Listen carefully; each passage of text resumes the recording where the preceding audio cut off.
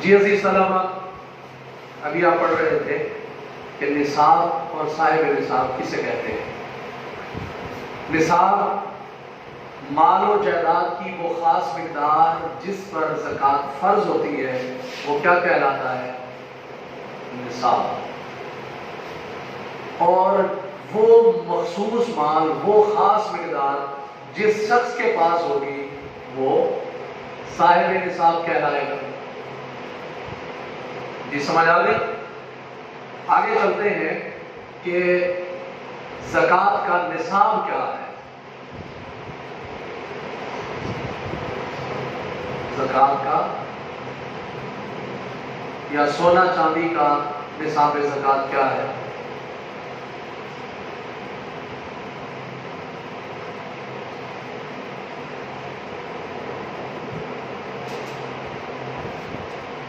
سونا، چاندی، روپیہ، پیسہ، سامان وغیرہ۔ سونا 7.5 تولے، چاندی 52.5 تولہ، روپیہ پیسہ ان دونوں میں سے کسی ایک کی قیمت کے برابر ہو۔ اس کے بعد ہے زکوٰۃ کی ادائیگی کے کچھ اصول شریعت نے مقرر کیے ہیں جن پر عمل کرنا ضروری ہے۔ زکوٰۃ ادا کرنے سے پہلے کچھ ایسے اصول ہیں جن کے مطابق زکوٰۃ ادا کی جائے گی۔ وہ اصول کیا ہیں، وہ مسائل کیا ہیں، آئیے ذرا ان کی طرف توجہ کرتے ہیں۔ زکوٰۃ کی ادائیگی کے اصول اور ان شرائط یا مسائل میں سے پہلا کیا ہے؟ مسلمان، یعنی زکوٰۃ مسلمان سے لی جائے گی، کافر سے زکوٰۃ نہیں لی جائے گی۔ اسی طرح زکوٰۃ کا جو مال ہے اس پر سال کا گزرنا، یعنی یہ بھی ہوگا نصاب کے مطابق، مال کا نصاب کے مطابق ہونا، یعنی زکوٰۃ کب فرض ہوگی؟ جب زکوٰۃ کے نصاب کے مطابق مال ہوگا، یعنی ابھی جو ہم نے پڑھا 7.5 تولے سونا، 52.5 تولے چاندی یا ان میں سے کسی ایک کی قیمت کے برابر نصاب کا ہونا، جس شخص سے زکوٰۃ لی جا رہی ہے اس کا مسلمان ہونا، اور اس نصاب پر سال کا گزر جانا۔ یہ نہیں ہے کہ ابھی کچھ عرصہ گزرا ہے اور اس پر زکوٰۃ فرض ہو جائے گی، نہیں، فرض نہیں ہوگی، اس پر سال کا گزر جانا ضروری ہوگا۔ آگے ایک سوال ہے، ایک اصول بھی ہے اور شارٹ کوسچن بھی ہے، کن رشتہ داروں کو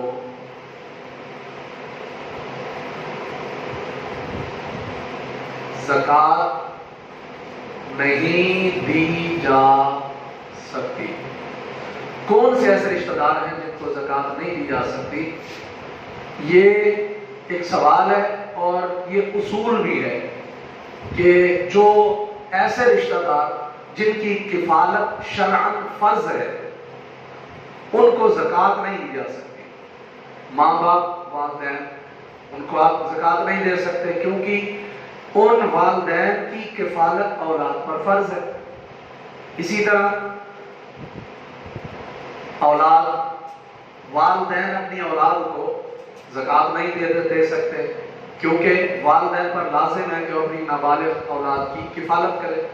اسی طرح شوہر اپنی بیوی کو نہیں دے سکتا کیونکہ شوہر پر فرض ہے کہ وہ اپنے بیوی کی نان و نفقہ کی ذمہ داری لے۔ تو کن رشتہ داروں کو زکوٰۃ نہیں دی جا سکتی؟ تو آپ لکھ سکتے ہیں والدین، اولاد اور زوجین۔ میاں بیوی آپس میں ایک دوسرے کو زکوٰۃ نہیں دے سکتے، اور اولاد والدین کو نہیں دے سکتی، والدین اولاد کو نہیں دے سکتے۔ ہاں، جو دور کے رشتہ دار ہیں وہ زیادہ حقدار ہیں غیروں کے، یعنی غیر کو زکوٰۃ دینے سے بہتر یہ ہے کہ آپ کسی دور کے رشتہ دار کو زکوٰۃ دیں۔ اسی طرح ایک یہ بھی اصول ہے کیا کہ جس بستی سے زکوٰۃ وصول کی جائے گی بستی کے لوگوں سے، انہی لوگوں میں جو غریب ہیں، اسی بستی کے جو غریب لوگ ہیں، انہی میں زکوٰۃ تقسیم کی جائے گی، یہ بھی اصول ہے۔ اور اسی طرح ایک یہ اصول ہے کہ مستحق زکوٰۃ کا کنفرم کر لینا، یقین کر لینا کہ زکوٰۃ کا یہ جو مستحق ہے بھی صحیح ہے نہیں، جس کو میں زکوٰۃ دے رہا ہوں کہ یہ مستحق ہے یا نہیں ہے، اس کا اچھی طرح حد الوسع اطمینان کر لینا۔ اسی طرح جس کو آپ زکوٰۃ دے رہے ہیں اس کو بتانا بھی ضروری نہیں ہے، جس کو آپ زکوٰۃ دے رہے ہیں اس کو یہ نہ کہیں کہ یہ زکوٰۃ کا پیسہ ہے، کیونکہ ہر کسی کی عزت نفس ہوتی ہے، تو ممکن ہے کہ وہ احساس کمتری کا شکار ہو جائے۔ تو زکوٰۃ دینے سے پہلے اس کا جو زکوٰۃ لے رہا ہے اس کو یہ بتانا ضروری نہیں ہے کہ زکوٰۃ کا مال ہے یا نہیں۔ اسی طرح یہ زکوٰۃ کے جو اصول تھے، زکوٰۃ کے مسائل تھے، وہ آپ نے سماعت کیے۔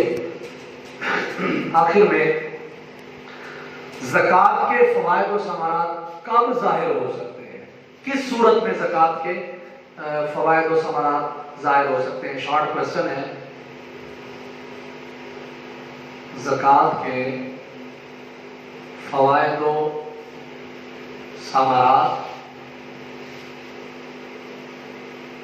کب ظاہر ہو سکتے ہیں؟ سوال۔ اس کا جواب اسی ٹاپک کی آخری 2 لائنوں میں موجود ہے کہ جو صاحب مال ہے اس کی نیت اللہ کی خوشنودی ہو۔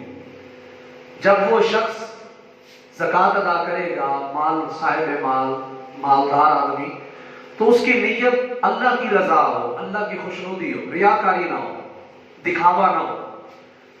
اسی طرح اسلام کے فیض رسانی اور نفع بخشی کا جو اس کا مطمع نظر ہے، اس کے ذہن میں ملحوظ خاطر اس کے یہی ہو کہ میں زکوٰۃ ادا کروں گا تو اسلام کے فیوز و برکات مجھے ملیں گے، اور اسلام کی نفع بخشی ہوگی، فیض رسانی ہوگی، اسلام کا بول بالا ہوگا، بول بلند ہوگا، تو یہ اس کی نیت ہونی چاہیے۔